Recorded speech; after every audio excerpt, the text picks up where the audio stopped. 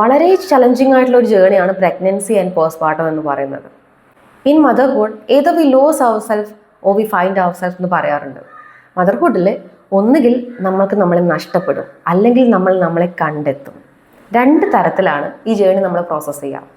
ഒന്നുകിൽ ഈ ചലഞ്ചസ് എല്ലാം കൂടെ നമ്മളെ സപ്രസ് ചെയ്തിട്ട് നമ്മൾ ബേൺ ഔട്ടായി പോകും, ഒന്നുകിൽ ഇതെല്ലാം കൂടെ നമ്മൾ പ്രോസസ്സ് ചെയ്തിട്ട് നമ്മളെ പുതിയൊരു വ്യക്തിയായിട്ട് മാറ്റിയിട്ടുണ്ടാവും. മദർഹുഡ് എന്ന് പറയുന്നത് നമ്മുടെ ഐഡൻറ്റിറ്റി ഷിഫ്റ്റ് ചെയ്യുന്ന ഒരു ജേണിയാണ്. നമ്മളെ സ്വന്തം ഐഡൻറ്റിറ്റി ഡിസോൾവ് ചെയ്ത് വേറൊരു വ്യക്തിയായിട്ട് മാറുന്ന ഫേസാണ് മദർഹുഡ്. ധാരാളം ന്യൂറോപ്ലാസ്റ്റിക് ചേഞ്ചസ് നമ്മുടെ ബ്രെയിനിൽ നടക്കുന്ന ഒരു സമയം കൂടിയാണ് മദർഹുഡ് എന്ന് പറയുന്നത്.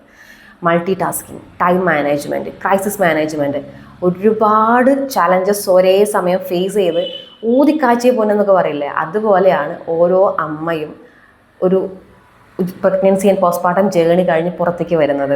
അത് നിങ്ങളെ എൻറ്റയർലി ഒരു പുതിയ വ്യക്തിയാക്കി മാറ്റിയിട്ടുണ്ടാവും. നമ്മൾ പോലും അറിയാത്ത പല കഴിവുകളും നമുക്ക് ഉണ്ടെന്ന് തിരിച്ചറിയുന്ന ഫേസാണ് പലർക്കും ഈ പോസ്റ്റ്മോർട്ടം പീരീഡ് എന്ന് പറയുന്നത്.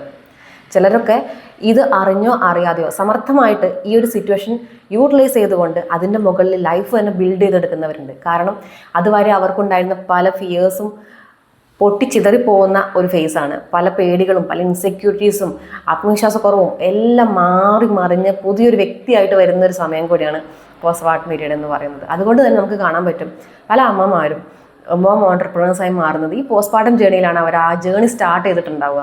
നിങ്ങൾ ഒന്ന് ക്ലോസ് ആയിട്ട് വാച്ച് ചെയ്താൽ മനസ്സിലാവും അത്. എങ്ങനെയാണ് നിങ്ങളുടെ പോസ്റ്റ്മോർട്ടം ജേണി നിങ്ങളെ ഇൻഫ്ലുവൻസ് ചെയ്തതെന്നൊന്ന് പറയാമോ? Just comment.